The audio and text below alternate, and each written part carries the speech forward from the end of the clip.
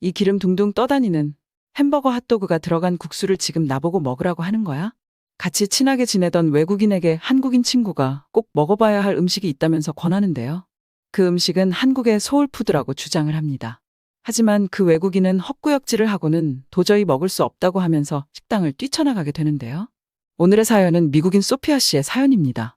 안녕하세요. 저는 미국인 소피아라고 합니다. 새로운 나라로 이사하는 것은 결코 쉬운 일이 아니지만 한국처럼 미국과는 매우 다른 곳으로 이사하는 것은 특히나 두려운 일이었습니다. 비행기가 서울로 내려오기 시작하자 뱃속이 온통 긴장감으로 뒤엉켰어요. 새로운 직장을 구하기 위해 고향인 오하이오주 콜럼버스에서 막 상경한 터라 모든 것이 낯설게 느껴졌기 때문이죠. 언어도 간판도 심지어 땅도 낯설게 보였어요. 14시간의 긴 비행을 마치고 저는 다른 졸린 승객들과 함께 비행기에서 내렸습니다. 인천공항의 밝은 형광등 아래서 눈을 가늘게 뜨고 모든 것을 받아들이려고 노력했죠. 정교한 한글로 쓰인 표지판이 사방을 가리키고 있었어요. 한국 방문을 환영하는 탑승 안내 영상이 반복해서 재생되고 있었습니다. 빠른 한국어 내레이션이 들려오고 있었는데 그제야 깨달았습니다. 정말 이런 일이 벌어지고 있었어요. 사람들을 따라 수암을 찾는 곳으로 가던 중 세련된 정장 차림의 한 남성이 휴대폰으로 다급하게 소리를 지르며 지나가던 제 팔을 스쳤습니다. 그는 열띤 대화를 하며 저를 쳐다보지도 않았어요. 미국에서는 같은 상황이라면 미소를 지으며 정중한 사과를 주고받았을 것입니다. 하지만 여기서는 모든 것이 더 급하고 비인간적으로 느껴졌습니다. 수화물을 찾는 곳에서 똑같은 검은색 여행 가방이 줄지어 지나가는 것을 보며 제 가방은 언제쯤 나올지 궁금해했습니다. 15분 후, 영원처럼 느껴지는 시간 끝에 드디어 빛바랜 빨간색 더플백을 발견할 수 있었어요. 가방을 벨트에서 들어올리고 긴장한 채 세관으로 향했죠. 미로 같은 검색대를 통과한 후 입국장 구역으로 나섰습니다. 저는 순간 거대하고 분주한 공항의 풍경과 소리에 바로 압도당했어요. 여행객들이 서둘러 지나가고 있었고 복잡한 한글 글자가 적힌 디지털 표지판이 스쳐 지나갔습니다. 셔틀과 택시가 승객을 태우기 위해 분주히 움직이고 있었죠. 정장을 차려입고 짐을 든 수많은 사람들이 차를 타기 위해 경쟁을 벌였습니다. 모든 것이 너무 빠르게 움직였어요.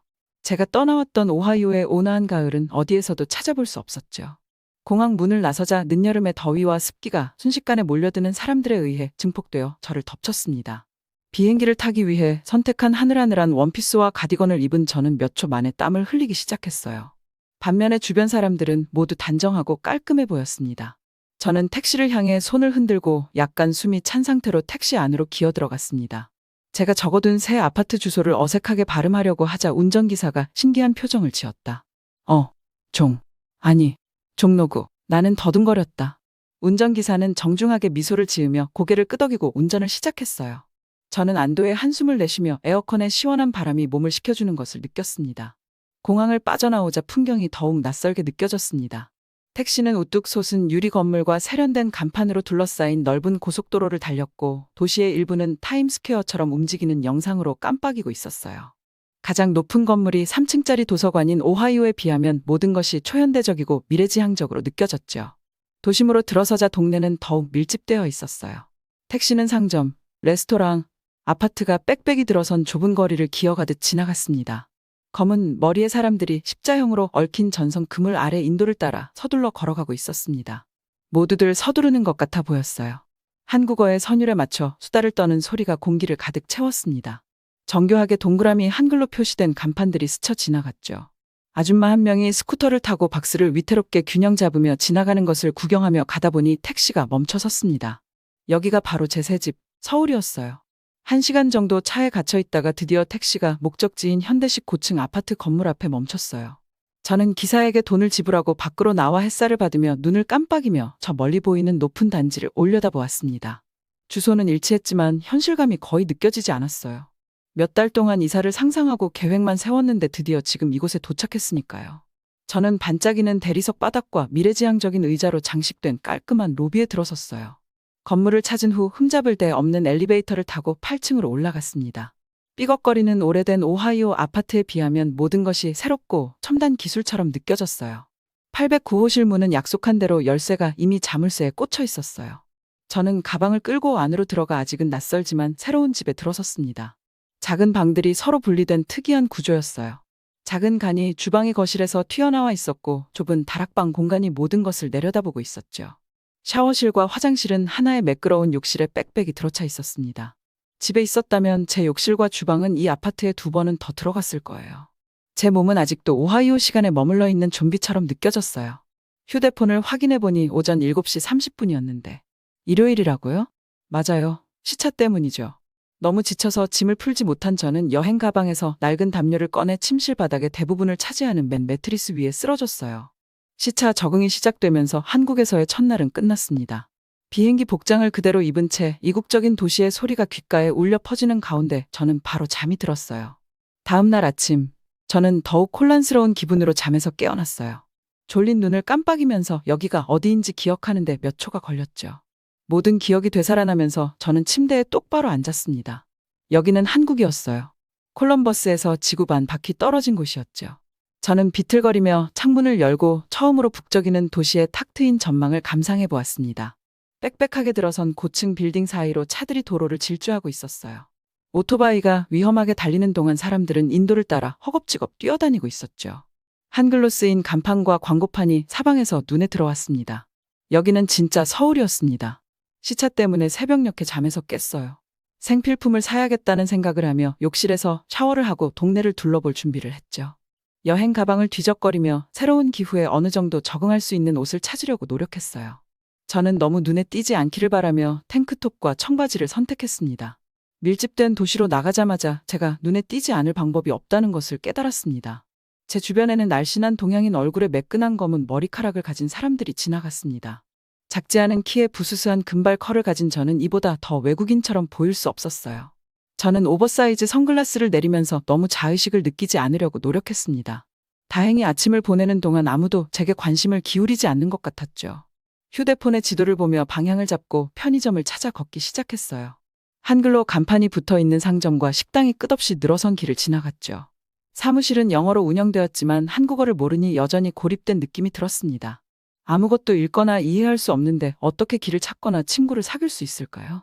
그러던 중 길가에 있는 세븐일레븐의 익숙한 밝은 초록색과 주황색 원이 눈에 들어왔어요. 저는 그 안에서 물, 간식, 세면도구, 기본적인 식료품 몇 가지를 샀어요. 계산을 하면서 총 가격을 달러로 환산한 금액에 놀라지 않으려고 노력했습니다. 이곳의 생활비는 익숙해지려면 시간이 좀 걸릴 것 같았거든요. 짐을 내려놓고 저는 다시 번화한 거리로 나섰습니다. 아침이 지나고 한낮이 되자 사람들이 더 많아졌어요. 직장인들은 점심을 먹기 위해 서두르고 친구들은 커피를 마시러 모였고 포장마차에서는 유혹적인 냄새가 풍겼죠. 배가 고프다는 것을 깨달은 저는 한국에서의 첫 경험인 음식에 도전하기로 결심했습니다. 저는 선택의 기로에 서서 잠시 멈춰 서 있었습니다. 포장마차에서 구운 고기는 군침이 도는 냄새를 풍겼습니다. 작은 식당에는 김이 모락모락 나는 국수 그릇 사진이 붙어 있었죠. 하지만 눈에 띄는 것은 아무것도 없었어요. 그러다 수프에 물을 썰어 넣는 밀대가 그려진 간판 하나가 저를 완전히 사로잡았습니다. 저는 도대체 어디서부터 시작해야 할까요? 바로 그때 길 아래 익숙한 빨간 지붕의 건물이 눈에 들어왔어요. 바로 오래된 맥도날드였습니다. 황금색 아치는 마치 저를 익숙한 영역으로 부르는 신호등 같았어요. 햄버거와 감자튀김은 저에게 한국에서는 가장 안전한 음식처럼 느껴졌죠. 카운터에서 빅맥을 주문했는데 다행히도 제가 익숙하게 보던 사진과 비슷하게 생겼어요. 편안한 음식과 함께 앉으니 긴장이 풀리는 것을 느꼈습니다. 햄버거는 미국에서 먹던 것과 같은 맛이었어요. 그 후 며칠 동안 저는 새로운 직장에 적응하며 편안한 일상에 빠져들었어요. 지하철을 타고 번화한 강남구에 있는 사무실로 출근하면서 많은 사람들과 미로 같은 지하 터널에 압도되지 않으려고 노력했죠. 사무실에 도착한 저는 다른 신입사원들과 함께 오리엔테이션과 교육을 받았습니다. 다른 아시아 지역이나 서구권에서 온 동료들과 함께 영어에 몰입할 수 있어서 안심이 되었어요. 업무는 매력적이면서도 강렬했고 컴퓨터 화면 앞에서 오랜 시간 집중을 해야 했어요. 하루가 끝날 무렵이면 머리가 지끈거리는 느낌이 들었습니다. 피곤한 퇴근길에 저는 사무실 건물 근처의 거리를 둘러보았습니다. 주변에는 쇼핑몰이 우뚝 솟아 있었고 길가에는 수많은 포장마차가 자리 잡고 있었어요. 냄새가 꼬르륵거리는 배를 유혹했지만 이국적인 재료들이 저를 혼란스럽게 했죠. 저녁 식사 시간이 되자 저는 익숙한 일과인 패스트푸드 체인점을 찾았어요. 피자헛과 KFC는 제 주변의 압도적인 선택지로부터 저에게 피난처를 제공했습니다. 주문은 다양했지만 음식 맛은 항상 미국과 비슷해서 안심할 수 있었어요. 곧 저는 집과 사무실 반경 1마일 이내에 있는 미국의 주요 패스트푸드 체인점을 모두 섭렵했습니다. 맥도날드, 버거킹, 도미노 등 모든 음식점이 이 낯선 곳에서 고향의 흔적을 느낄 수 있게 해주었죠. 동료들은 제 식습관에 주목하기 시작했어요. 진짜 한국 음식 좀 먹어봐요. 어느 날 점심 식사 자리에서 민준이가 이야기했습니다. 이 근처에 맛있는 식당이 많아요. 하지만 저는 그의 제안을 거절했습니다. 한국 음식은 너무 낯설고 기괴해 보였기 때문입니다. 김치, 불고기, 비빔밥, 그 이름들은 땅만큼이나 낯설었죠. 주말에 여유가 있을 때는 드넓은 야외 시장을 돌아다니며 끝없이 늘어선 한국 식당들을 지나쳤어요. 고기를 굽는 냄새와 지글지글지글거리는 요리들은 유혹적이었죠. 하지만 어묵, 해물파전, 불고기 등의 재료는 저를 신비로운 느낌이 들게 만들기도 했어요. 하지만 아직 한국인들이 즐겨 먹는 음식을 제가 먹는다는 건 상상도 할 수 없었어요. 동료 민주는 패스트푸드에 길들여진 제 식습관을 벗어나게 하려고 애쓰는 것 같았습니다. 저희 점심시간은 1시간이에요. 그가 웃으며 말했습니다. 국수나 바비큐를 먹기에 충분한 시간이잖아요. 하지만 저는 항상 핑계를 대며 빠져나갔어요. 아직 남은 음식이 좀 있어서요. 저는 수줍게 설명했죠. 마음속으로는 제 까다로운 식성이 어리석다는 것을 알고 있었어요. 한국으로의 이주는 결국 새로운 경험을 받아들이는 것이어야 했으니까요. 하지만 믿을 수 있는 패스트푸드를 포기하고 기괴한 한국 음식을 먹어야 한다는 생각은 너무 과하게 느껴졌어요. 하지만 그렇다고 언제까지나 피자만 먹고 살 수는 없었죠. 민준이가 아직 제가 새로운 시도를 할 준비가 되어 있지 않다는 걸 미처 몰랐어요. 제가 한국에서 생활한 지 거의 한 달이 지났어요. 저는 새 직장에 적응하느라 바쁘고 지쳐 있었습니다. 하루 종일 스프레드시트만 들여다보느라 머릿속은 지칠 대로 지쳤습니다. 또 동료 민주는 쉽게 넘어가지 않았습니다. 그는 제가 한식을 먹지 않으려는 것에 대해 개인적으로 불쾌해하는 것 같아 보였죠. 피자와 햄버거에만 의존하는 것이 폐쇄적으로 보일 수밖에 없다는 것을 알았기 때문에 그를 탓할 수는 없었지만 민준이가 점심을 먹으러 가자고 할 때마다 저는 선뜻 응할 수가 없었어요. 이국적인 재료는 제 입맛을 너무 많이 벗어났기 때문이죠. 이번 화요일도 다르지 않았습니다. 팀 회의가 끝나자 민준이가 의자에 앉아있던 저를 향해 기대에 찬 표정으로 돌아섰습니다. 저희 오늘 길 아래 국수집에 같이 가는 건 어때요? 그가 웃으며 물었어요. 저는 몸을 움찔했습니다. 오, 저도 그러고 싶어요. 저는 그의 시선을 피하며 중얼거렸어요. 하지만 사실 아직 그렇게 배고프지 않아요. 아까 간식을 많이 먹었거든요. 물론 설득력 있는 변명은 아니었지만 민주는 저를 밀어붙이지 않았어요. 알았어요. 편한 대로 하세요. 그가 담담하게 말했어요. 하지만 새로운 걸 먹어보고 싶으면 언제든지 알려주세요. 그는 제 어깨를 두드리며 다른 사람들과 함께 밖으로 나갔죠. 저는 죄책감에 한숨을 쉬었습니다. 민준이는 그저 친하게 지내려고 했던 것뿐이었어요. 하지만 서브웨이 샌드위치 같은 안전한 음식을 포기한다는 생각은 너무 버겁게 느껴졌어요. 저는 청구서를 멍하니 바라보며 하루의 나머지 시간을 보냈어요. 오후 6시가 되자 눈앞이 캄캄해졌습니다. 저는 노트북을 닫고 저녁 인파가 몰려오기 전에 서둘러 지하철을 타고 집으로 돌아갔어요. 10,000원 지하철 칸에 꽉 들어찬 저는 민준이와 마주쳤습니다. 소피야, 민준이가 농담을 건넸습니다. 또 신나는 날이죠? 저는 피곤한 듯 고개를 끄덕였어요. 이번 주는 끝이 없네요. 내일 금요일인데 즐겁게 보낼 계획 있으세요? 민준이 웃었습니다. 사실 있어요. 친구들이랑 근사한 국수집에 가기로 했어요. 제가 오늘 소피아한테 초대했던 곳 말이죠. 그는 기대에 찬 눈썹을 치켜 올렸어요. 제 뺨이 뜨거워졌습니다. 또다시 그가 저를 초대할 때가 온 거죠. 하지만 10,000원 지하철에 함께 갇힌 상황에서 변명하기는 더 어려웠습니다. 명장이라는 가게예요. 민준이 말을 이어갔습니다. 말 그대로 밝은 가게라는 뜻이죠. 이름에 걸맞게 음식이 정말 맛있어요. 저희랑 같이 가요. 저는 흔들렸습니다. 또 한편으로는 민준의 제안을 받아들이고 싶은 마음이 들기도 했죠. 즐거운 밤을 보내면 더 모험적인 사람이 될 수 있을지도 모르니까요. 하지만 제 고집스러운 습관이 제 발목을 잡았습니다. 정말 좋은데 저는 망설이기 시작했어요. 하지만 사실 내일은 이미 계획이 있어요. 저는 변명의 여지가 없다는 것을 깨달으며 말을 이어갔어요. 다행히도 지하철 아나운서가 저희 역에 도착했다는 말로 저를 구해줬어요. 지하철 문이 열리자 저는 민준이를 지나쳤습니다. 그럼 즐거운 시간 보내세요. 저는 어깨 너머로 약하게 말했어요. 저는 그가 대답하기도 전에 저는 서둘러 발걸음을 재촉했고 출퇴근하는 사람들 사이로 사라졌죠. 다음 날 저녁 퇴근 후 저는 피자를 사서 빈 아파트로 향했어요. 맥주를 따서 넷플릭스를 틀어놓고 금요일 밤을 즐겁게 보내려고 했습니다. 하지만 맛없는 피자를 한 조각 한 조각 먹으면서 제 자신에게 실망감을 느끼게 되었어요. 사실 어젯밤에는 별다른 계획이 없었거든요. 민준이의 초대에 응하기에는 너무 두려웠기 때문에 거절을 했지만 한국 음식을 영원히 피한다고 해서 제가 까다로운 식성이 덜해지지는 않을 것 같았어요. 월요일, 저는 결심했습니다. 퇴근 후 민준이와 함께 건물을 나서면서 저는 민준이의 어깨를 조심스럽게 두드렸습니다. 민준 씨, 제가 말문을 열었습니다. 금요일에 애매하게 거절해서 정말 미안해요. 혹시 아직도 그 제안이 유효하다면 언제 그 국수집에 같이 갈 수 있을까요? 민준이가 활짝 웃었습니다. 물론이죠. 걱정 마세요. 드디어 소피아에게 한국 음식을 소개할 수 있어서 정말 기대되는걸요. 저희는 민준이 레스토랑이 너무 붐비지 않을 거라고 장담한 그 주 후반의 밤에 약속을 잡았어요. 계획을 확정하면서 저는 기대 반, 불안 반의 감정을 느꼈어요. 어떤 음식과 마주하게 될까? 그리고 더 중요한 것은 과연 내가 그 음식들을 좋아할까? 그렇게 한 주가 지나갔습니다. 금요일 저녁이 되자 저는 옷을 3번이나 갈아입다가 결국 심플한 원피스로 결정했죠. 민준이와 함께 지하철을 타고 식당으로 향하는 동안 민준이는 한국 음식 문화에 대해 이야기를 해주고 싶다며 수다를 떨었어요. 그는 국수, 냉면 전문 식당에 대해 설명해 주었습니다.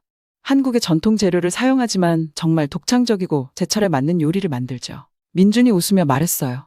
마음에 드실 거예요. 저는 그의 자신감에 저도 같이 웃어주고 싶어서 약하게 미소를 지었어요. 저희는 번화한 역에서 내렸고 민주는 김이 모락모락 피어오르는 길거리 음식 가판대를 능숙하게 지나며 붐비는 거리를 헤쳐나갔죠. 유혹적이고 전혀 이질적인 냄새가 풍겨오자 제 감각은 극도로 예민해졌습니다. 끌석쇠에서 지글지글 구워지는 생선, 팬케이크 튀김, 보글보글한 스튜 등. 마침내 저희는 2개의 높은 건물 사이에 자리 잡은 작은 가게 앞에 멈췄습니다. 문에는 명장국수라고 적힌 간단한 간판이 걸려 있었어요. 안으로 들어서자 아늑하고 캐주얼한 공간이 펼쳐져 있었습니다. 나무 테이블이 방 안을 가득 채우고 있었고 이미 젊은이들과 가족 단위의 손님들이 이야기를 나누고 있었어요. 서빙하는 종업원들은 분주하게 음식을 나르고 있었죠. 저희는 뒷벽에 있는 작은 테이블에 앉았어요. 주위를 둘러보니 방 안을 가득 매운 세련된 한국인들에 비해 제 옷차림은 초라해 보였습니다. 하지만 분위기는 따뜻하고 활기로 차 있었어요. 민주는 익숙한 한국 맥주 2잔을 주문했습니다. 가볍고 깔끔한 맥주를 한 모금 마시는 동안 민주는 열심히 메뉴에 대해 설명해 주었어요. 오늘 날씨가 덥고 습해서 냉면이 딱이죠. 그가 부채질을 하며 말했습니다. 이곳의 물냉면은 식초 육수와 오이가 들어간 국수예요. 신맛이 정말 상큼해요. 저는 전혀 이질적인 재료의 조합이 마법처럼 상큼한 맛을 내는 것을 상상하며 고개를 끄덕였어요. 아니면 비빔국수를 주문할 수도 있죠. 민준이 지나가는 손님 테이블에 놓인 요리를 가리키며 말을 이어갔어요.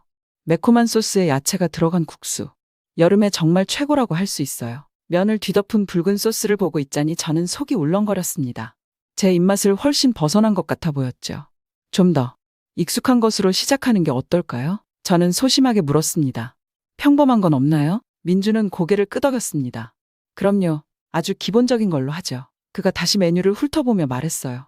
갑자기 그의 얼굴이 환해졌습니다. 찾았다. 해물 칼국수. 그가 외쳤어요. 부드러운 국물에 면과 조개만 들어가 있어요. 한국 음식 입문용으로 딱이죠. 그는 서버를 향해 손을 흔들며 자신 있게 주문했어요. 곧 김이 모락모락 나는 커다란 그릇 2개가 도착했고 그릇에는 두툼한 수제 면과 조개 덩어리가 높이 쌓여 있는 것이 보였죠. 냄새는 유혹적이고 고소하며 국물은 거의 크림처럼 부드러워 보였어요. 민준이는 제가 미끄러운 면을 젓가락에 감아 한 입 빼어 물었을 때 저를 열심히 바라보았습니다. 진하고 짭조름한 육수가 쫄깃한 면발을 감싸고 있는 풍미가 혀끝에서 사르르 녹아내렸어요. 파스타와 해산물의 장점만을 모아 편안하고 고소한 한 입에 담은 것 같았어요. 와, 정말 맛있어요. 저는 더 열심히 한 입 빼어 물며 중얼거렸습니다. 민준이가 자랑스럽게 웃었어요. 봐요. 역시 제대로 된 요리를 먹어봐야 할 줄 알았어요. 그가 외쳤습니다. 이건 시작에 불과해요. 한식의 세계는 무궁무진하답니다. 라고 말이죠. 저는 미소를 지으며 떨리는 마음이 서서히 설렘으로 바뀌어가는 것을 느낄 수 있었어요. 어쩌면 민준의 말이 맞을지도 모르겠습니다. 이 편안한 국수 한 그릇이 제가 무시했던 한식에 대한 마음을 열 수 있게 해줄지도 모릅니다. 저희는 만족스러운 국수를 꿀꺽 삼키며 수다를 떨었어요. 민준 씨는 이 요리의 유래와 재료에 대해 자세히 설명해 주었어요. 쫄깃한 면발이 이탈리아 파스타처럼 밀이 아닌 메밀로 만들어졌다는 사실에 놀랐습니다. 모든 것이 새롭지만 부담스럽지 않고 흥미롭게 느껴졌어요. 민준이 이야기를 나눌수록 저도 호기심이 커졌습니다. 어느새 저희는 그릇을 다 비웠습니다. 만족스럽게 몸을 뒤로 젖히며 외식을 통해 이렇게 만족감을 느낀 게 언제였는지 기억이 나지 않는 것을 느꼈죠. 서버가 접시를 치우러 오자 민주는 신이 나서 저를 향해 말했습니다. 그럼 2라운드 준비됐어요? 그가 눈을 반짝이며 물었습니다. 다음 음식을 위해 말이죠. 저는 망설였습니다. 1라운드를 즐겼던 만큼 마음 한구석에서는 다시 편안한 입맛으로 돌아가고 싶다는 생각이 들었어요. 하지만 민준이의 표정이 너무 간절하고 기대에 차 있었습니다. 저는 억지로 미소를 지으며 고개를 끄덕였어요. 그래요. 저는 자신감 넘치는 목소리로 말했습니다. 저는 더 모험을 할 준비가 됐어요. 그러자 민주는 웃으며 다음 메뉴를 설명하기 시작했어요. 얼마 지나지 않아 서버가 2그릇을 더 들고 돌아왔습니다. 국물에 들어있는 엉킨 면발과 낯선 토핑을 내려다보며 허세를 부리던 제 마음이 흔들렸습니다. 하지만 저는 1라운드가 얼마나 보람찼는지 스스로에게 상기시켰어요. 열린 마음으로 2라운드에서는 제한된 입맛을 더 넓힐 수 있을지도 모릅니다. 저는 심호흡을 하고 젓가락을 집어넣었습니다. 톡 쏘는 얼음 국물이 입안을 감싸며 쫄깃한 면과 아삭한 오이의 풍미를 끌어내 주었어요. 지금까지 먹어본 적 없는 맛이라 낯설면서도 이상하게도 기운을 북돋아주는 느낌이 들었죠. 민준이는 제가 한 입 한 입 먹는 모습을 지켜보면서 자기 접시에는 거의 손을 대지 않았어요. 제가 조용히 계속 먹자 민준이가 드디어 말을 꺼냈습니다. 어때요? 마음에 들어요? 저는 고개를 들어 웃었다. 이전에 먹어본 것과는 확실히 다르네요. 저는 인정했습니다. 하지만 흥미진진한 방식으로 달라요. 이제 한국 음식을 정말 좋아하기 시작하게 된 것 같아요. 민준이가 자랑스럽게 웃었어요. 계속 먹으면서 그는 저에게 완전히 새로운 맛과 식감을 이야기해 주었습니다. 저는 한 입 먹을 때마다 제 입맛이 넓어지는 것을 느꼈어요. 어느새 2번째 음식까지 다 먹은 다음 배부른 배를 문지르며 뒤로 기대어 앉은 저는 한 끼 식사에서 이렇게 다양하고 새로운 음식을 맛볼 수 있다는 사실에 놀랐습니다. 민준이가 다음에는 어디에서 먹고 싶냐고 열심히 물었을 때 저는 주눅이 들기보다는 새로운 가능성에 진심으로 흥분하고 있는 제 자신을 발견했어요. 선선한 밤 공기를 맞으며 식당을 나오면서 저는 민준이를 향해 말했습니다. 여기까지 데려와서 새로운 시도를 하게 해줘서 고마워요. 저는 진심으로 그에게 말했어요. 오늘로 인해 이제 완전히 새로운 음식 모험의 시작을 할 수 있게 될 것 같아요. 민준이가 웃으며 저에게 하이파이브를 했습니다. 장담하는데 한식은 당신이 먹어보지 못한 최고의 요리예요. 그가 윙크를 하며 말했어요. 준비하세요. 이건 시작에 불과하니까요. 집으로 돌아오는 길, 저는 완전히 새로운 음식의 맛과 식감을 머릿속으로 되새겼어요.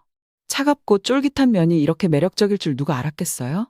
저는 그동안 패스트푸드의 안전성에만 집착하며 스스로를 제한하고 있었어요. 도착한 후 처음으로 이 나라가 제공하는 매혹적이고 이국적인 모든 것을 탐험하고 받아들이고 싶다는 생각이 들었습니다. 김치와 비빔밥처럼 낯설게만 들리는 재료들이 곧 맛있고 친숙한 친구가 될 것만 같았죠. 국수 한 그릇 덕분에 완전히 새로운 가능성의 세계가 제 눈앞에 펼쳐졌습니다. 민준이와 명장에서의 저녁 식사 후 남은 주말은 결혼식 준비로 정신없이 지나갔습니다. 고등학교 때 가장 친했던 친구 중 한 명이 다음 달 오하이오에서 결혼을 하는데 제가 들러리를 서기로 했기 때문이죠.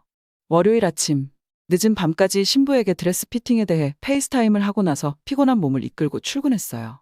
다행히 민준이와 점심을 먹으며 기운을 차렸죠. 마음을 여는 저녁 식사 이후 저희는 매주 새로운 한식당을 찾아가기 시작했어요. 저는 매번 기대가 되었습니다. 저는 로비에서 민준을 만났습니다. 그는 좀비처럼 변한 제 모습을 보며 웃으며 이번 주말에 결혼식 계획에 대한 큰 소식이 또 있나요? 라고 물었습니다. 저는 크게 신음했습니다. 냅킨 색깔과 테이블 장식 때문에 계속 고민하고 있어요. 정말 고민이 따로 없네. 민준이가 웃었어요. 운 좋게도 한낮에 갈 수 있는 완벽한 장소가 생각났어요. 음식을 먹어보면 냅킨에 대한 걱정을 잊게 될 거예요. 저희는 지하철을 타고 몇 정거장 내려 대학생들이 많이 찾는 홍대 인근으로 향했습니다. 지하철에서 내리자 번화한 거리를 따라 빽빽이 들어선 포장마차의 풍경과 냄새가 오감을 자극했어요. 김이 모락모락 나는 어묵, 뜨거운 철판 위에서 지글지글 구워지는 부침개, 꼬치구이 등 모든 것이 유혹적으로 보였어요. 골목길을 헤집고 돌아다니다가 저는 그날의 맛집에 도착했습니다. 식당은 평범한 아파트 건물 아래에 자리 잡고 있었어요. 아늑한 공간 안에는 낮은 테이블 주위에 바닥 쿠션에 앉아 수다를 떠는 젊은이들로 가득했습니다. 공기는 따뜻하고 유쾌했으며 국과 찌개가 끓는 가정적인 냄새로 가득했어요. 저희는 마지막 빈자리를 잡았습니다. 바닥 쿠션에 앉으니 사무복 차림으로는 너무 차려입은 것 같은 기분이 들었습니다. 주변에 있던 학생들이 청바지와 가죽 재킷을 입은 모습이 너무나도 멋져 보였어요. 여기는 부대찌개로 유명한 곳이에요. 주문을 마친 민준이가 열심히 설명해 주었습니다. 흥미로운 역사를 가진 정말 독특한 한국 음식이죠. 저는 조급한 뱃속에서 꼬르륵거리는 소리를 무시하려고 고개를 끄덕였어요. 지난 점심 식사에서 민주는 각 음식에 얽힌 문화적 배경을 설명하며 제 한식 가이드 역할을 해줬어요. 민준이에게 배우는 것도 좋았지만 지금의 저는 그냥 먹을 준비가 된 상태였습니다. 곧 김이 모락모락 나는 2그릇이 도착했고 그릇에는 보글보글 끓는 찌개가 가득 담겨 있었죠. 매콤한 향이 코를 찌르며 군침이 돌았습니다. 하지만 국물 속을 자세히 들여다보니 기대감이 혼란과 망설임으로 바뀌게 되었어요. 국물에는 떡, 야채, 김치와 함께 핫도그와 스팸 조각이 틀림없이 떠다니고 있었죠. 제가 아는 어떤 아시아 음식보다 양키 팥 로스트처럼 보이는 이렇게 많은 재료가 뒤섞인 음식은 처음 보았어요. 저는 망설이며 민준이에게 물었습니다. 이게 진짜 한식이에요? 제가 물었다. 뭔가 퓨전 요리 같기도 하네요. 민준은 당황한 제 표정을 보고 웃었습니다. 그래요. 이상하게 생겼죠. 그가 동의했습니다. 하지만 저를 믿으세요. 이게 가장 한국적인 음식이에요. 부대찌개에는 흥미로운 역사가 있어요. 뜨끈한 찌개를 먹으면서 민주는 이야기를 들려주었어요. 1950년대 한국전쟁 당시 전국적으로 식량이 절실히 부족했습니다. 미군이 오면 스팸과 같은 통조림과 인스턴트 라면을 가져왔죠. 사람들은 외국 음식에 김치 같은 한국 전통 재료를 섞어 푸짐한 찌개를 만드는 등 창의력을 발휘했어요. 민준이 설명했습니다. 그렇게 부대찌개가 탄생했어요. 부대찌개는 군대 부대찌개라는 뜻이에요. 쫄깃한 떡과 매콤한 김치, 짭조름한 스팸이 어우러진 이 묘한 조합을 맛보며 저는 고개를 끄덕이며 그 맥락에 흠뻑 빠져들게 되었어요. 놀랍게도 그 맛들이 한데 어우러져 따뜻하고 포근한 그리고 완전히 맛있는 음식으로 탄생해 있었죠. 민주는 제가 놀랐다는 것을 알아챘어요. 어때요? 그가 웃으며 말했습니다. 아무 재료나 가져와서 완전히 놀라운 음식을 만들어냈어요. 부대찌개는 한국인의 회복탄력성과 혁신의 궁극적인 상징으로도 볼 수 있죠. 저는 미소를 지으며 고개를 끄덕였지만 설명할 수 없을 정도로 맛있는 찌개를 더 먹느라 입이 바빴습니다. 언제나 그렇듯 민준이로부터 한국 음식에 담긴 역사적, 문화적 의미에 대해 배울 수 있어서 좋았어요. 단순히 배를 채우는 것 이상의 무언가를 먹는다는 느낌이 들었죠. 어느새 제 그릇은 비어 있었습니다. 맛있는 식사와 함께 역사 수업 한 편을 함께 다 먹은 것 같은 기분이 들어 만족스러운 한숨을 내쉬며 저는 자리에 앉았어요. 민준이도 자신의 빈 그릇을 밀쳐냈습니다. 이제 한식은 어떤 재료로도 마법 같은 요리를 만들 수 있다는 걸 아시겠죠? 그가 웃으며 물었습니다. 물론이죠. 저는 열렬히 대답했어요. 부대찌개는 정말 맛있었어요. 다시는 한국 요리사를 과소평가하지 않을 거예요. 저희는 기분이 좋아서 식당을 나섰습니다. 하지만 유혹적인 포장마차 앞을 다시 지나가면서 의심의 눈초리가 다시 스멀스멀 기어오르는 것을 느꼈어요. 부대찌개는 맛있는 변칙이었을지도 모른다는 생각이 들었습니다. 중서부에서 온 저희 입맛에는 여전히 낯선 음식이 너무 많았기 때문이죠. 일주일의 낮 시간은 사무실에서 바쁜 하루를 보내고 저녁에는 결혼식 준비를 하는 전화로 정신없이 흘러갔습니다. 금요일이 되자 오하이오로 돌아가는 태평양 횡단 비행기를 타는 것이 저에게는 마치 편안한 휴식처럼 느껴졌죠. 저는 콜럼버스에서 비행기에서 내리자마자 사방에서 들리는 중서부 억양, 달콤한 여름 공기, 도착장 밖으로 걸어 나갈 때 아빠의 큰 포옹 등 고향의 친숙함에 휩싸였어요. 결혼식 날은 따뜻하고 화창했어요. 어릴 적 절친한 친구의 환하게 빛나는 모습을 보며 그리운 눈물이 눈가를 찌르는 것을 느꼈습니다. 오랜 친구들과 함께 웃고 리듬이 서툴지만 열정적으로 춤을 추고 들러리 연설을 하며 눈물을 흘리다 보니 피로연은 순식간에 지나갔죠. 어느새 저는 신부와 작별 포옹을 하고 서울로 돌아가는 비행기를 타기 위해 공항으로 향하고 있었습니다. 비행기가 하늘로 올라가는 동안 저는 오하이오가 제 발 아래로 사라지는 것을 지켜보았어요. 저는 착잡한 마음으로 한국에 돌아왔습니다. 고향 방문을 통해 익숙함에 힘이 되살아났기 때문이죠. 낯선 간판과 소리, 냄새가 뒤섞인 혼돈의 서울로 돌아오니 다시금 어지러운 기분이 들기 시작했습니다. 공항 밖에서 택시에 올라탄 저는 목적지 한국어 발음에 또 한 번 당황했습니다. 시내로 차를 몰고 들어가면서 저는 다시 한 번 이방인이 된 기분이었죠. 북적이는 시장을 지나는데 그 어떤 것도 맛있어 보이거나 매력적으로 보이지 않았습니다. 그냥 집으로 돌아가고 싶었어요. 월요일에 출근한 저는 집중을 할 수가 없었습니다. 스프레드시트와 보고서가 의미 없이 흐릿하게 흩어져 보였죠. 점심시간이 되자 민준이는 제 우울한 기분을 바로 알아차렸습니다. 이런 결혼식 후에 활기는 어디 갔어요? 그가 농담을 던졌어요. 저는 한숨을 쉬었습니다. 미국에 다녀오니 다시 한국이 낯설게 느껴질 때가 많아요. 저는 인정했어요. 다시 원점으로 돌아간 것 같아요. 민주는 공감하며 고개를 끄덕였어요. 다행히도 향수병에서 벗어날 수 있는 곳을 잘 알고 있어요. 그가 외쳤습니다. 퇴근 후 만난 저희는 민준의 안내로 다시 홍대로 향했어요. 거리에는 여전히 김을 뿜어내는 포장마차들로 가득했지만 그 어떤 것도 저를 유혹하지 못했어요. 저는 마지못해 민준이의 뒤를 따라 목적지에 도착했습니다. 광장시장이에요. 민준이가 외쳤어요. 이곳은 서울에서 가장 큰 시장 중 하나예요. 상상할 수 있는 모든 종류의 한국 길거리 음식을 찾을 수 있죠. 저는 걱정스러운 마음으로 그를 따라 북적이는 시장 안으로 들어갔습니다. 좁은 통로는 포장마차와 사람들로 꽉 차 있었어요. 한국인들은 작은 플라스틱 의자에 쭈그리고 앉아 정체불명의 간식을 먹고 있었어요. 혼란스러운 에너지가 저를 압도했습니다. 첫 번째 음식 통로를 천천히 걸어 내려가자 사방에서 저희 감각이 공격당하기 시작했어요. 지글지글 지지는 소리와 함께 상인들의 고함 소리, 진한 고소한 냄새가 공기를 가득 채웠습니다.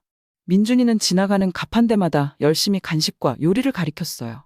소떡소떡, 순댓꼬치, 낙지 탕탕이 등등. 모든 것이 낯설고 입맛이 없게 만드는 듯 했어요. 민준이는 해물이나 김치로 속을 채워 기름에 부친 전을 먹자고 제안했습니다. 하지만 저는 속이 뒤집어지는 것 같았어요. 어지러운 미로 같은 포장마차 안으로 들어갈수록 숨이 막히는 느낌이 들었죠. 햄버거와 감자튀김이라는 익숙한 음식으로 다시 돌아가고 싶었습니다. 집처럼 편안하게 먹을 수 있는데 새로운 음식을 먹어보는 것은 갑자기 무의미해 보이기 시작했죠. 민준이는 점점 거부감이 커지는 제 마음도 모른 채 계속 이국적인 요리를 가리켰습니다. 살아있는 낙지를 먹어봐야 해요. 그가 외쳤습니다. 소스에 찍으면 막대기에 바로 빨려 들어가요. 저는 말했어요. 정말 배고프지 않아요. 저는 속이 안 좋아서 더듬거리며 말했습니다. 그냥 다른 거 먹으러 가면 안 될까? 민주는 살짝 당황한 얼굴로 말했어요. 아, 알았어요. 그가 천천히 말했습니다. 무슨 일 있어요? 시장이 좀 혼잡한 건 알아요. 민준의 실망한 표정을 보며 죄책감이 밀려왔습니다. 하지만 주변에 있는 음식을 먹을 생각만 해도 속이 울렁거렸어요. 시차 적응이 안 되고 향수병이 심해서 그래요. 저는 그의 눈을 피해 겨우 중얼거렸습니다. 그냥 조용한 밤이 필요할 것 같아요. 괜찮아요. 이해해요. 민준이 부드럽게 말했어요. 저희는 어색한 침묵 속에서 붐비는 시장을 빠져나왔습니다. 지하철로 돌아가는 짧은 길은 끝이 없는 것처럼 느껴졌어요. 마침내 헤어질 때 반갑게 손을 흔드는 민준이의 걱정스러운 표정을 살짝 엿볼 수 있었습니다. 아파트로 걸어 올라가는데 저는 눈물이 왈칵 쏟아지는 것을 느꼈어요. 저는 오늘 저를 계속해서 이상한 음식을 시도하게 하는 민준과 까다로운 입맛을 가진 소극적인 저 둘 중 어디에 더 실망했는지 모르겠습니다.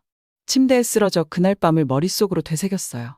무엇보다도 저는 깊은 향수병을 느꼈습니다. 오하이오의 익숙한 음식과 얼굴이 그리웠어요.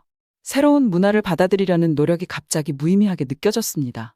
하지만 머릿속에서 작은 잔소리가 들리면서 친밀감은 저를 더욱 외롭게 만들 뿐이라는 생각이 들었습니다. 한국을 고향처럼 느껴지게 하려면 입맛과 함께 마음을 열어야겠다는 생각이 들었어요. 속이 꽉 막힌 저는 결국 살아있는 낙지가 꿈틀거리는 꿈을 꾸며 고난 잠에 빠졌습니다. 다음 날 아침 눈을 뜬 저는 민준이와 시장에서 했던 행동에 대해 여전히 죄책감을 느끼고 있었어요. 민준이는 저를 한국 문화에 몰입시키려고 애썼고 저는 낯선 것에 주눅이 들었던 거죠. 그날 사무실에서 저는 민준이와 눈을 거의 마주치지 못했어요. 사과하고 싶었지만 어떻게 제 마음을 설명해야 할지 몰랐어요.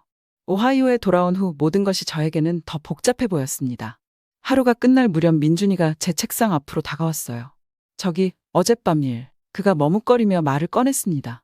제가 너무 무리하게 밀어붙였다면 정말 미안해요. 향수병과 시차 적응에 힘들어하는 걸 알아차렸어야 했는데 한국 음식을 더 많이 보여드리고 싶어서 과욕을 부렸던 것 같아요. 용서해 주시겠어요? 저는 민준이의 진심 어린 사과에 깜짝 놀라 고개를 들었습니다. 문득 민준이도 저만큼이나 자신에게 실망하고 있다는 것을 깨달았어요. 당신은 사과할 거 없어요. 제가 진지하게 말했습니다. 당신은 그냥 좋은 친구가 되어주고 한국 문화를 소개해 주려고 한 걸요. 모든 것을 거부하며 폐쇄적이고 무례하게 행동한 건 저였어요. 정말 미안해요. 민준이는 저를 안심시키는 미소를 지었어요. 사과하지 마세요. 그가 말했습니다. 문화 충격은 힘들어요. 그리고 새로운 음식을 시도하는 건 정말 쉽지 않은 일이죠. 저희는 어색하게 잠시 서 있었는데 둘 다 어젯밤의 편안한 우정을 회복하고 싶어 했습니다. 마침내 민준이가 조심스럽게 말을 꺼냈어요. 좀 더 적당한 속도로 다시 해보는 건 어떨까요? 그가 제안했습니다. 제가 완벽한 시작 장소를 알 것 같아요. 여전히 망설임이 남았지만 저는 동의했어요. 저희는 토요일에 민준이가 원하는 레스토랑에서 만나기로 약속을 잡았어요. 작별 인사를 나눈 후 저는 그가 저를 어디로 데려갈지 기대와 두려움이 뒤섞인 긴장감을 느꼈지만 적어도 저희 사이의 어색한 분위기는 해소된 것은 다행이었어요. 토요일 저녁 지하철역 밖에서 민준을 만났습니다. 어디로 가는지 힌트는 없나요? 북적이는 거리를 걸으며 제가 물었어요. 민준이는 신비로운 미소를 지었다. 곧 알게 될 거예요. 모퉁이를 돌자 그가 멈췄습니다. 여기에요. 그가 팔을 크게 휘두르며 외쳤어요. 고개를 들어보니 부산 해물국수라고 적힌 작은 간판이 있는 소박한 가게가 보였습니다. 그곳은 그 어떤 것도 위협적으로 보이지 않았죠. 민준의 설명에 따라 가게 안으로 들어가 작은 테이블에 앉았습니다. 입맛에 맞는 편안하고 순한 음식을 먹으러 왔어요. 그가 말했습니다. 이 집은 부산에서 온 해물국으로 유명한 곳이에요. 해물국 한 그릇이 나오자 부드러운 흰살 생선과 조개류가 국수와 야채와 함께 부드럽게 김이 모락모락 나는 육수에서 헤엄치는 모습이 보였어요. 그 냄새를 맡자마자 어릴 적 바닷가 마을에서 보낸 휴가가 떠올랐습니다. 한 숟가락 떠서 먹어보니 그 맛이 더욱 편안하고 친숙하게 다가왔습니다. 짭조름한 해산물 맛은 겨울에 어머니가 만들어주던 차우더를 떠올리게 했습니다. 그리고 쫄깃한 면바른 수프에 마카로니와 같은 풍성함이 느껴졌어요. 정말 맛있어요. 저는 한 숟가락을 더 떠먹으며 말했습니다. 고향과 같은 맛이지만 동시에 완전히 새로운 맛이에요. 민주는 안심한 표정으로 웃었어요. 저희는 만족스러운 침묵 속에서 식사를 했고 초반의 긴장이 한 숟가락 한 숟가락 녹아내리는 것을 느낄 수 있었어요. 이 편안한 수프는 제 입맛과 민준과의 우정을 다시 시작하게 해주는 버튼처럼 느껴졌습니다. 한 그릇을 다 먹자 민준이가 신이 나서 말했습니다. 자, 이제 한국 음식으로 입맛을 돋웠으니 다음 단계로 넘어갈까요? 저는 깜짝 놀라 눈을 크게 떴습니다. 저는 익숙한 본능에 따라 제가 아는 것으로 되돌아가고 싶은 마음이 다시 들어 망설였어요. 하지만 뱃속에서 느껴지는 만족스러운 포만감에 용기를 냈습니다. 좋아요. 저는 긴장된 흥분을 느끼며 외쳤어요. 계속 한계를 뛰어넘고 싶어요. 그는 재빨리 계산을 했고 저는 다음 단계가 무엇인지 궁금해졌어요. 다시 번화한 거리로 나온 민준이는 저를 몇 블록 떨어진 곳으로 안내하며 다음 목적지로 안내해 또다시 저를 깜짝 놀라게 했습니다. 그가 반짝이는 조명과 오려 붙인 종이 꽃으로 화려하게 장식된 가게 앞에 멈춰섰을 때 저는 간판을 자세히 들여다보았어요. 오감 치킨과 맥주. 저는 제가 알아볼 수 있는 몇 개의 한글 글자를 골라 큰 소리로 읽었습니다. 민준이 고개를 끄덕였어요. 전형적인 한국식 후라이드 치킨과 맥주 전문점이네요. 완벽한 조합이죠. 식당 안은 바삭하고 윤기 나는 황금빛 치킨을 수북이 쌓아놓고 수다를 떠는 친구들로 아늑하고 활기찼어요. 불안감이 다시 돌아오자 민주는 제가 망설이는 것을 느꼈습니다. 알아요. 좀 강렬해 보이죠. 그가 안심시켜주며 말했어요. 하지만 이곳이 음식을 제대로 할 거라고 약속할게요. 이곳의 치킨은 훌륭한 한국식 위로 음식으로 가는 완벽한 관문이에요. 저희는 끈적끈적하고 매콤한 레드소스에 버무린 통통한 치킨 조각이 쌓인 콤보 플래터를 주문했습니다. 시원한 한국 맥주 2잔도 함께 곁들여졌죠. 껍질은 육즙이 가득한 첫 번째 조각을 깨물자 바삭바삭함을 선사했어요. 톡 쏘는 달콤한 소스는 기름지고 부드러운 닭고기와 아름다운 대조를 이뤄내고 있었죠. 한 입 베어 물 때마다 새로운 맛과 식감이 폭발했습니다. 청량한 라이트 맥주와 함께 곁들인 이 음식은 완벽한 안주의 행복이었어요. 저는 한 입 베어 물면서 한국식 프라이드 치킨이 이렇게 맛있다는 걸 놓칠 뻔했다니 믿을 수가 없네요. 라고 중얼거렸습니다. 제가 열정적으로 한 조각 한 조각 먹어치우는 동안 민준이는 그저 웃기만 했습니다. 저희는 어느새 한 접시를 다 비웠어요. 저는 몸과 마음이 모두 만족한 채로 자리에 앉았어요. 그 많은 치킨을 먹으면서 망설임과 향수병 같은 감정은 모두 녹아내렸습니다. 그 자리에서 저에게는 마치 오랜 친구와 함께 식사를 나누는 것 같은 새로운 소속감이 자리 잡았어요. 저는 민준이에게 진심을 담아 말했습니다. 제가 너무 회의적이어서 미안해요. 하지만 당신은 늘 제 곁에 있어주고 제가 마음을 열도록 계속 부드럽게 손을 내밀어 주었어요. 절대 잊지 않을게요. 민준이가 겸손하게 손을 흔들었어요. 제발, 정말 아무것도 아니에요. 그가 말했어요. 소피아가 한국 음식이 얼마나 훌륭한지 알게 되어서 기쁠 뿐이에요. 저희는 편하게 웃고 떠들며 식당을 나섰습니다. 저희 사이의 어색함은 이제 완전히 잊혀졌습니다. 이제 편안하게 익숙한 거리를 걷다 보니 이 동네가 그 어느 때보다 고향처럼 느껴지기 시작했어요. 주말이 지나고 월요일이 되자 저는 민준이를 다시 보고 싶었습니다. 점심을 먹으러 만나기로 한 날, 저는 평소 자주 가던 식당 대신 날씨 좋은 야외에서 간단하게 먹을 수 있는 것을 사자고 제안했어요. 저희는 근처 편의점에서 냉장 진열대를 훑어봤습니다. 갑자기 저를 위협하던 모든 재료들이 편안하고 유혹적으로 느껴졌어요. 저는 참치, 계란, 단무지로 속을 채운 김밥을 집어들었습니다. 동그란 김밥은 깔끔하게 싸서 먹음직스러워 보였습니다. 다음으로 매콤한 고추장 소스로 만들어진 미니 떡볶이 컵을 집어들었습니다. 매콤한 매운맛이 이제야 속을 든든하게 채워줍니다. 음료는 다양한 과일 맛을 골랐습니다. 민준이와 함께 야외에 앉아 조금씩 먹으며 이야기를 나누고 사람들을 구경했습니다. 모든 음식이 밝고 톡 쏘는 맛이었고 참을 수 없을 정도로 먹고 싶은 마음을 들게 했죠. 햇볕이 내리쬐는 얼굴에 한국식 간식을 손에 들고 있으니 저는 지금 이 순간에 완전히 몰입한 기분이었습니다. 한 주 동안은 매일 새로운 발견을 하는 짜릿한 시간으로 이어졌어요. 화요일에는 집으로 걸어가는 길에 노점상에 들러 방금 익힌 진한 달걀을 넣은 폭신하고 달콤한 빵인 달걀빵을 열심히 먹어보았습니다. 따뜻하고 흘러내리는 노른자와 부드러운 빵이 어우러진 맛은 정말 행복한 기분을 느끼게 해주었어요. 수요일, 저는 퇴근 후 차갑고 달콤한 무언가가 먹고 싶었어요. 저는 작은 카페에 들러 디저트인 팥빙수를 주문했습니다. 푹신푹신한 팥빙수 한 덩어리가 우유와 팥향이 가득한 완벽한 맛으로 제 입을 감싸주었습니다. 이걸 먹을 수 있는데 밀크쉐이크가 왜 필요하겠어요? 목요일이 되자 제 냉장고는 한국식 조미료와 간식들로 가득 채워졌어요. 제 식단은 편안한 맛과 질감의 다양한 조합으로 구성되었습니다.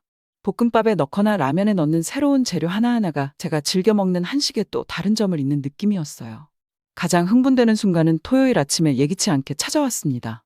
저는 매콤하고 푸짐한 음식에 대한 갈망으로 일찍 일어났어요.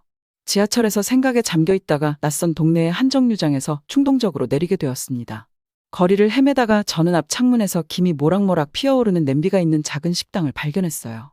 김치와 돼지고기를 끓이는 냄새가 풍겼습니다. 순간 제 후각이 얼얼해졌어요. 이곳은 제 갈망에 딱 맞는 장소죠. 자리에 앉아 저는 뜨거운 김치찌개 한 그릇을 열심히 주문했습니다. 잘게 썬 김치와 두부, 돼지고기를 넣고 끓인 빨간 국물이 영양 가득한 매콤함과 함께 온몸의 세포 하나하나에 스며들었어요. 순수한 기쁨의 맛이었어요. 그 순간 저는 불과 몇 달 만에 저와 음식과의 관계가 얼마나 극적으로 변했는지 깨달았습니다. 더 이상 한식을 낯설거나 위협적인 음식으로 생각하지 않게 되었죠. 매콤하고 달콤하고 톡 쏘는 맛이 고향의 맛처럼 느껴졌죠. 민준이 덕분에 저는 까다로운 식습관을 극복하고 한국에서 완전히 새로운 미식의 세계를 발견했습니다. 새롭게 발견할 수 있는 음식의 가능성은 무궁무진하게 느껴졌어요. 그 과정에서 미각보다 더 중요한 것은 제 마음이 열린 것이었습니다. 이제는 한국 문화와 생활에 완전히 빠져들 준비가 된 거죠.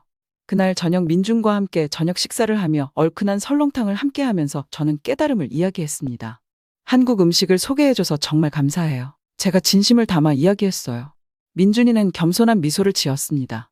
한국 음식을 좋아하게 되어서 다행이에요. 그가 말했어요.